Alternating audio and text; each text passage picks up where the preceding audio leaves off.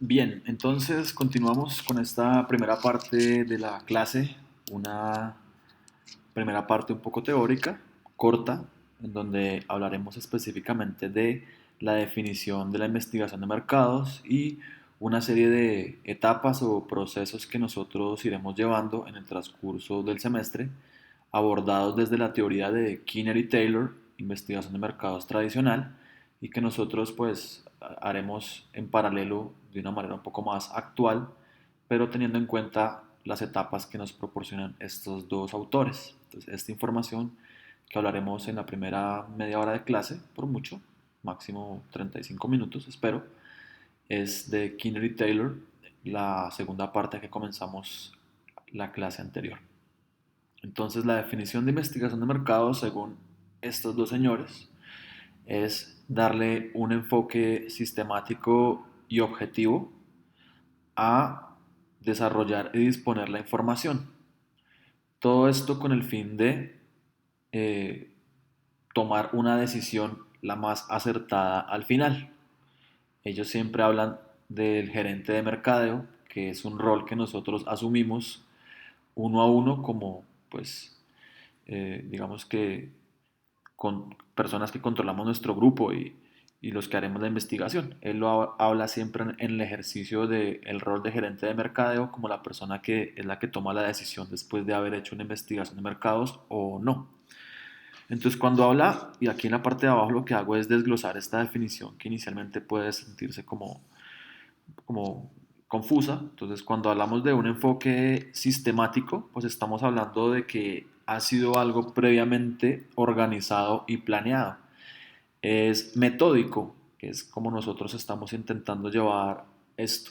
Cada clase vamos haciendo un paso o un proceso con el fin de posteriormente tomar unos datos que se encuentran tanto digitales como análogos y utilizarnos en beneficio propio hasta el punto finalmente de sacar algún tipo de conclusión o sugerencia. Entonces, cuando habla de que la investigación de mercados es un proceso sistemático y objetivo de recolección de información, nos está hablando de que es algo previamente organizado y planeado, estudiando finalmente cuál es la naturaleza de los datos y teniendo en cuenta cuál va a ser la manera en la que se van a analizar. Nos hace referencia de que la investigación de mercados además es objetiva, ya que no debe de depender de ningún tipo de carga emocional por parte de la persona que hace la investigación, que en este caso hace referencia a un gerente de mercado, y en el caso de nuestra clase, pues cada uno de nosotros, que no haya ese sesgo emocional que nos diga nuestro emprendimiento tiene mucho éxito o va a tener mucho éxito sin antes haber hecho la previa investigación que realmente no nos haga tomar decisiones desde nuestro corazón, sino desde la objetividad de ya conocer y tener la certeza de que sí va a tener éxito porque hay algunas personas interesadas, porque hay un mercado que lo está pidiendo. Entonces, a eso hace referencia a la objetividad, que sea tomado con base a datos relevantes, información y no lo que dicte nuestro corazón. Y finalmente, pues el propósito de la investigación de mercados es de esos datos convertirlos en información. Una cosa es la información, que es cómo convertimos los datos que encontramos en cosas relevantes que aporten a nuestro proyecto. ¿A qué? A tomar una decisión correcta, la mejor decisión en un proceso pues que cumple un gerente que, como tal, que es toma de decisiones. Entonces, esa es como la definición de investigación de mercados, un proceso sistemático y objetivo de recolección de información con el fin de tomar las decisiones de manera más acertada. ¿Vale? En ese proceso de la realización de una investigación de mercados, Kinner y Taylor determinaron que existen aproximadamente unas 9 etapas en ese proceso de toma de decisiones, que son estas que están aquí en el momento en la pantalla. Aquí ustedes están viendo 8, la idea es que vean 9. Entonces, aquí sí está. Entonces, primero, establecer la necesidad de información. Segundo, establecer los objetivos de la investigación, determinar las fuentes, desarrollar los formatos para recopilar la información, hacer un diseño de la muestra, recolectar los datos, procesarlos, analizarlos y finalmente presentar los resultados de la investigación. Estos 9 pasos que estamos viendo en este momento seguramente van a ser los pasos que nosotros ejecutaremos a lo largo del semestre, en donde en este momento nos encontramos en esta primera etapa o en esta primera parte, que es establecer que necesitamos esa información. Entonces, en este punto del tiempo en el que nos encontramos, desde la semana anterior, cuando ya determinamos nuestros emprendimientos a realizar, pensamos por qué y para qué necesitamos esta información. Si la necesitamos o simplemente podemos tomar decisiones con lo que ya tenemos. Si todo ha funcionado hasta aquí bien, ¿para qué necesitamos esta información nueva? ¿Es relevante o simplemente podemos seguir así?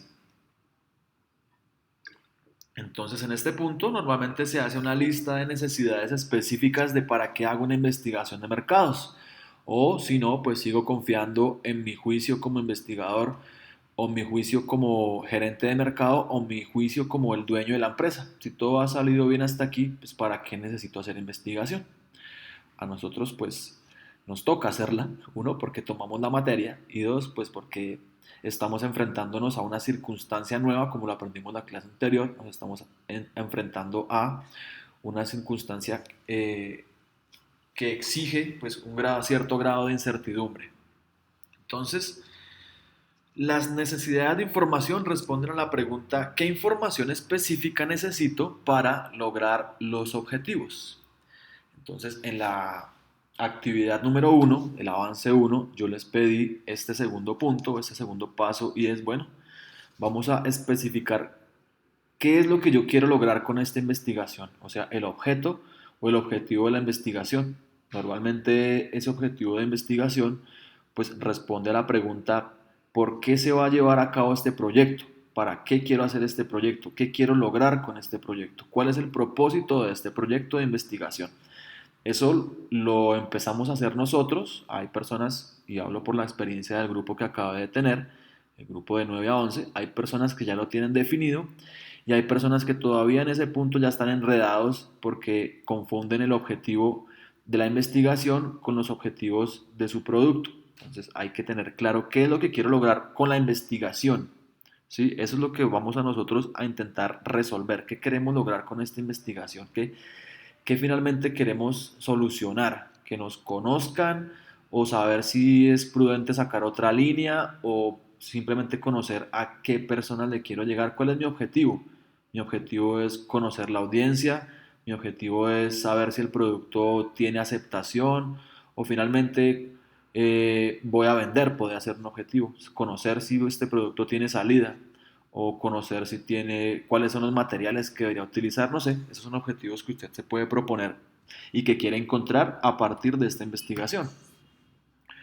Luego que te has hecho una serie de preguntas con respecto a qué información necesitas y qué objetivos quieres alcanzar, pues viene la parte de empezar a buscar información, ¿cierto?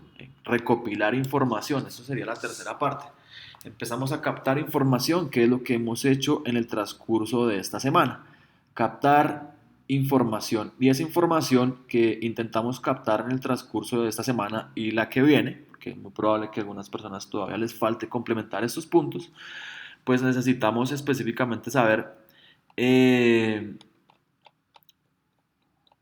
qué queremos hallar y cómo lo vamos a lograr. Entonces, una vez que se han determinado los objetivos y se ha hecho una lista de necesidades de qué necesito encontrar, el siguiente paso es determinar las fuentes en donde vamos a encontrar esta información. Entonces nos vamos a encontrar con una categorización de esta matriz que habla de fuentes de datos primarias, secundarias, internas y externas. Cuando ustedes están encontrando información con respecto a, por ejemplo, su producto es el vestido de baño, entonces usted está encontrando información como la historia del vestido de baño, el primer vestido de baño, el país, todo eso vendrían siendo fuentes de datos secundarias, porque ya se han publicado informes con respecto a eso. Eso lo encuentra usted en un libro del traje o del vestido, en donde ya le han contado o ya se ha hecho esa investigación previa, en donde usted se alimenta de, bueno, el primer vestido de baño nació en tal país, los modelos que se utilizaron fueron tales, las personas que los vestían era así, así, ¿cierto? Eso ya es una fuente de datos secundaria porque esa investigación ya se realizó para esa temática en particular. Mientras que una fuente primaria es una fuente que tú recopilas para satisfacer o suplir una necesidad específica de tu investigación, como por ejemplo, cuáles son las piedras que debo usar en mis trajes, ¿cierto?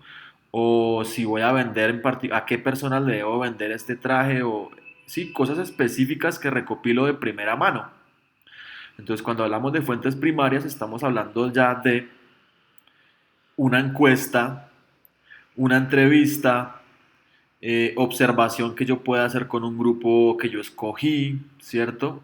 Cosas que son o que vienen de primera mano, o porque de pronto la empresa ya existe y yo le estoy preguntando a el gerente o al dueño cómo han sido sus vestidos de baño en el tiempo y cómo quiere que sean a futuro. Esas son cosas que yo tengo de primera mano y que ya estarían categorizadas como una fuente de primera mano interna, porque son cosas que ha hecho la empresa misma o que ya tiene la empresa como tal. Si me voy al referente, por ejemplo, de la empresa de Victoria y Acuario, pues estamos hablando de información primaria como si lo tiene, ¿no? No es una camisa de fuerza, pero si por ejemplo hablamos de el balance general de cuánto vendió el año pasado, eso seguramente es una fuente primaria interna porque son cosas específicas de su producto y además lo está encontrando en su empresa misma.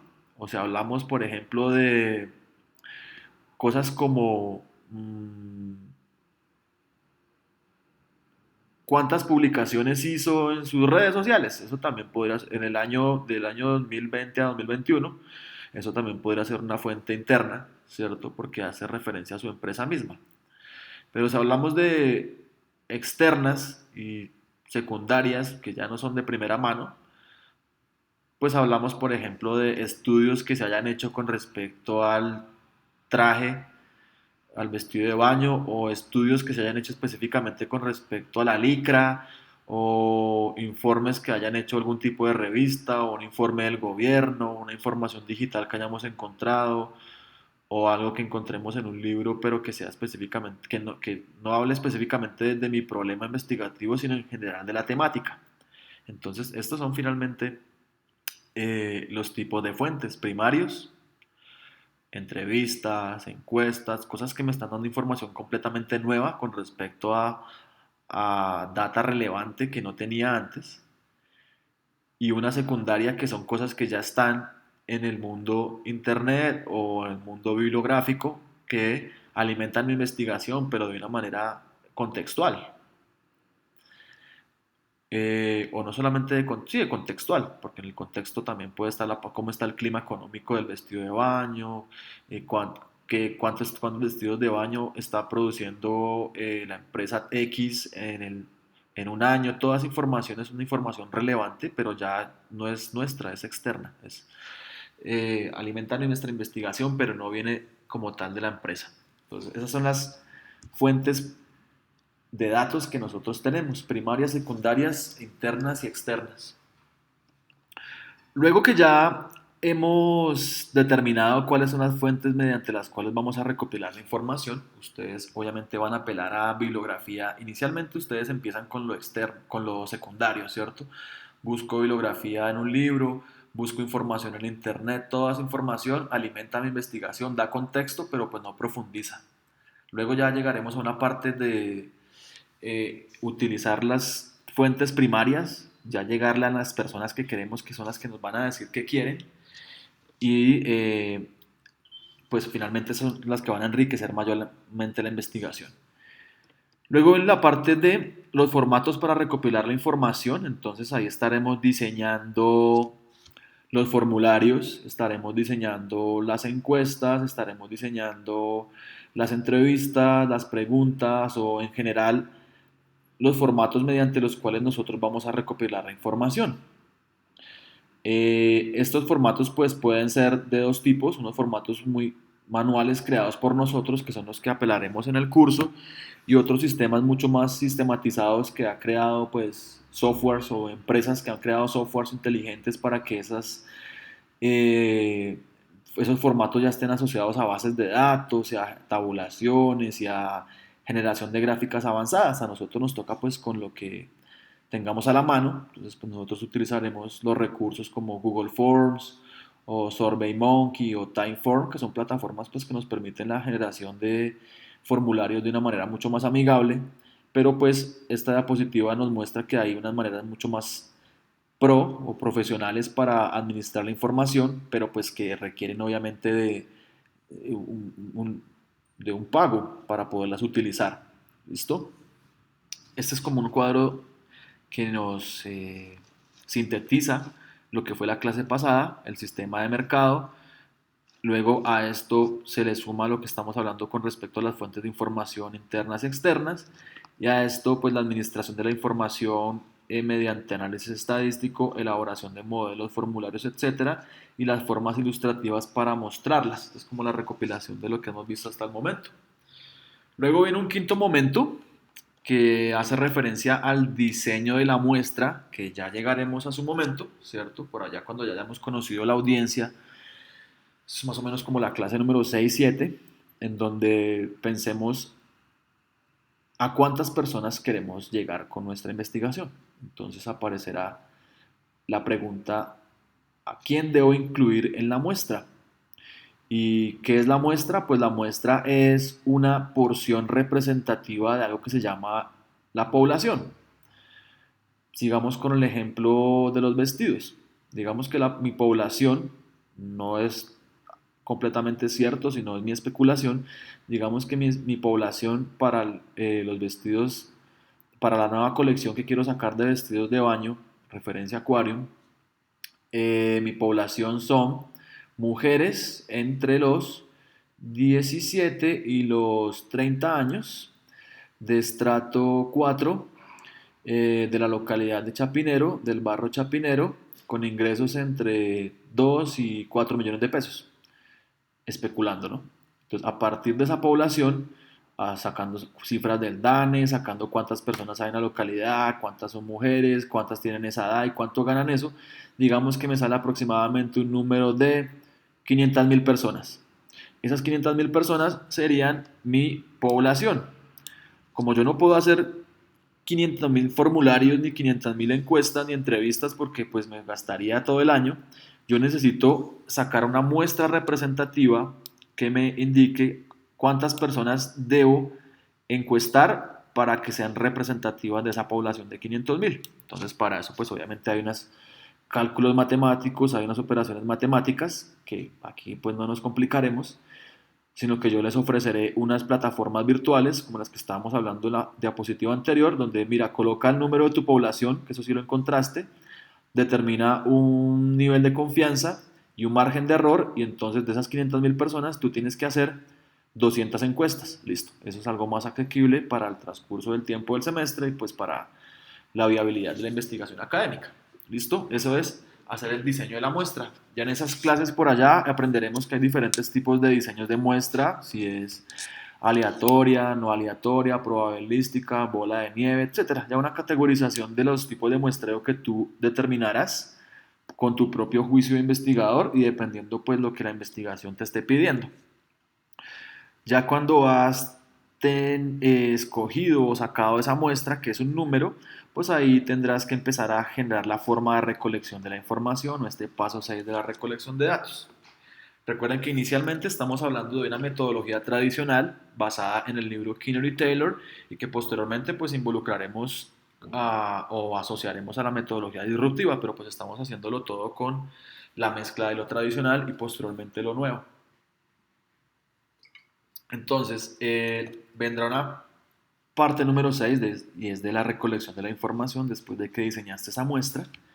Y entonces pensarás, Bueno, ya sé a quién voy a hacerle la encuesta, ya sé que de esos 500.000 de mi población tengo que hacérsela a 200 personas, entonces lo voy a hacer de manera digital, creando un formulario de Google Form, SurveyMonkey, Typeform, bueno, alguna aplicación o software que me permita hacerlo de manera digital, o si lo hago de manera digital, pero necesito hacerlo en el punto físico. Necesito estar afuera del centro comercial Cosmos 64, estoy especulando, entre el horario de 6 y 8 de la noche los sábados, que es donde las personas, bla, es un carretazo, ¿no? Pero estoy hablando de que me tocara hacer la encuesta en un punto físico, pues también toca pensarlo porque eso acarrea unos tiempos, acarrea unas personas, entonces y lo hago mixto, o sea que voy allá, pero entonces el formulario está digital, pero yo lo hago porque necesito son las personas que están pasando por ahí,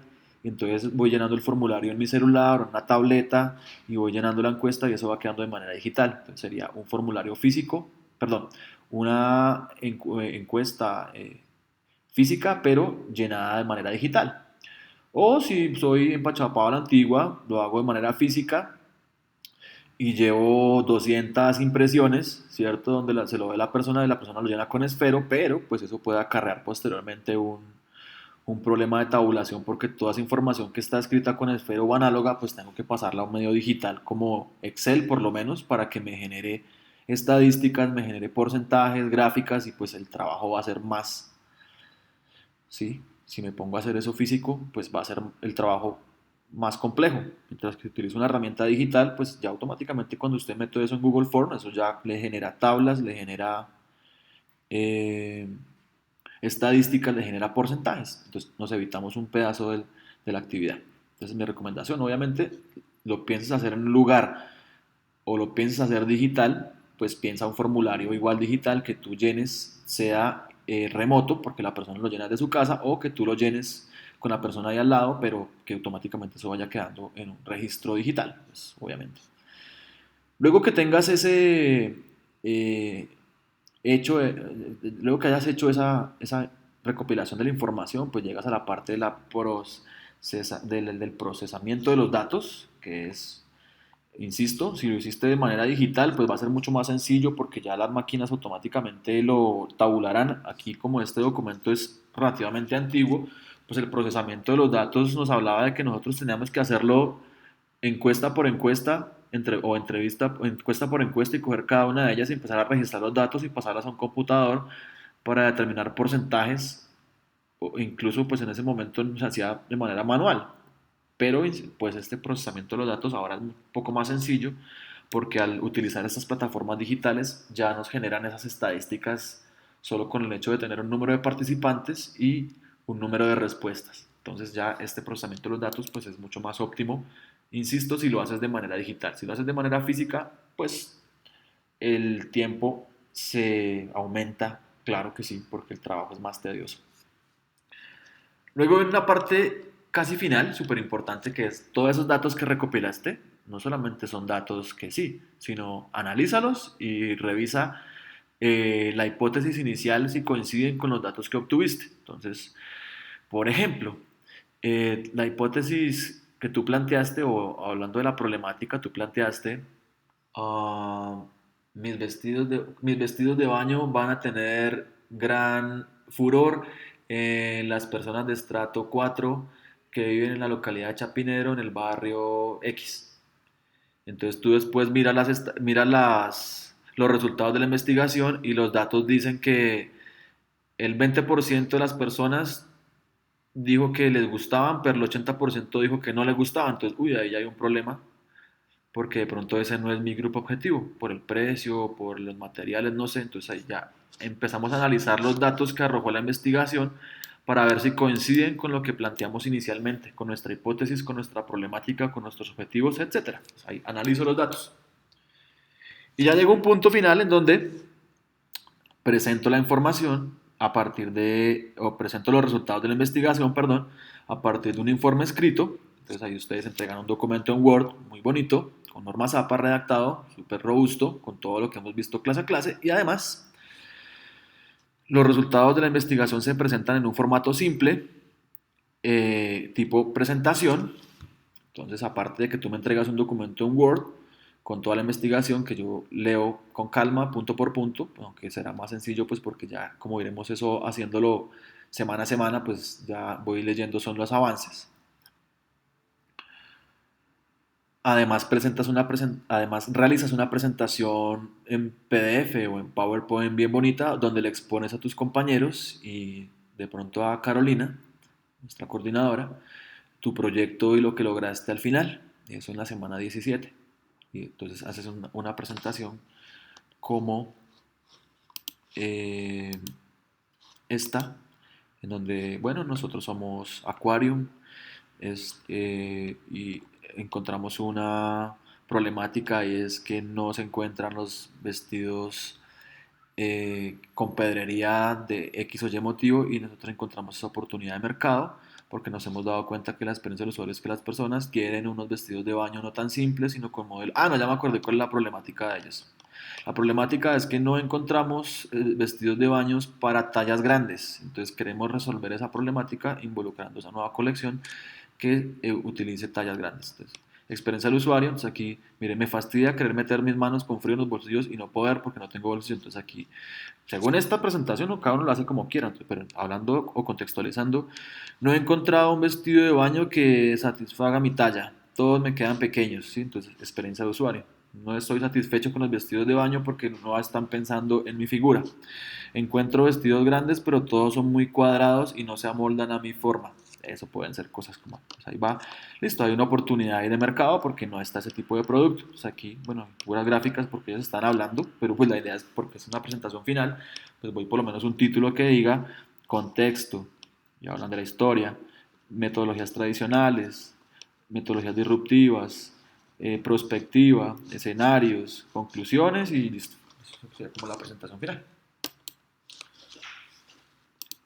Y ya aquí vienen como unos errores frecuentes en la investigación de mercados que no tienen que ver con, o sea, dice errores no muestriales, porque es que digamos que la mayoría de errores en una investigación profesional, porque aquí en lo académico, pues es muy probable que ese error también se presente, sobre todo por tiempo y recursos. Los errores no muestriales, o sea, tienen que ver con el error muestrial tiene que ver con cuántas personas yo le hago la investigación, que son los errores más frecuentes.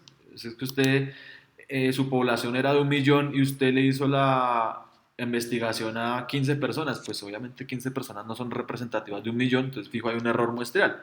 Esos son errores no muestriales, como desde el principio escoger mal el problema. Entonces, si desde el principio escoges mal el problema, pues toda tu investigación va a estar mal encaminada. Determinas mal tu población o tu audiencia, pues si escoges mal tu grupo objetivo, desde el principio vas a llegar a las personas equivocadas con la investigación. Eh, el marco, aquí lo que estoy hablando más o menos es como el medio no es representativo de la población. Entonces yo pongo un ejemplo ahí del directorio telefónico. O sea, busqué las personas en el lugar equivocado, por ejemplo, cuando debe haberlos buscado en las redes sociales o en otro medio. Errores de falta de respuesta es porque las personas a las que les envío el formulario no responden de manera correcta a todas las preguntas o dejan espacios o ya como errores de falta de respuesta. Errores de medición, finalmente pues no tengo en cuenta bien las estadísticas, no miro bien los números y finalmente no tabulo bien. Inferencias causales impropias, elementos causales externos que no se tengan en cuenta, cosas que pues son eventualidades que no controlé, como el clima, como la mala conexión, no sé, cosas externas. Diseñar de manera pobre el cuestionario, entonces las preguntas deben ser creadas de manera consciente, coherente y que intentan resolver realmente lo que estoy intentando averiguar y no preguntas porque sí. Parcialidad debida a quien auspicia el estudio. A este punto, digamos que, según lo que analizaron, no le colocaban como nombre a los titulares de la encuesta o la entrevista, porque de pronto las personas ya vienen como con cierto estigma hacia ciertas marcas y sus respuestas pues no son confiables. Entonces ya decir que vamos a realizar una encuesta para Pepsi Y si las personas ya de fondo no les gusta la Pepsi, sino que les gusta Coca-Cola, a ella puede haber no cierta parcialidad. Por eso, al momento de realizar la encuesta, normalmente las empresas dicen, esto es una encuesta para una marca de refrescos, ¿sí? Muy general, no especifica como la marca porque puede generar ciertas imparcialidades con respecto a una marca en particular. Entonces aquí yo digo, error debido a la percepción que tienen los encuestados de quien está llevando a cabo el estudio. Pueden tener cierta problemática con esa imparcialidad. Errores relacionados con el entrevistador. Entonces, ah, errores de digitación o errores que se coma una casilla o que esté distraído, no sé, errores como tal de la persona que haga la encuesta, si no es una encuesta que la persona misma haga, ¿cierto? O como en este tiempo pues estaba pensado esto que no era digital, aquí en este mismo punto pueden ser errores de simplemente una persona pues escogió mal una opción, también podría ser.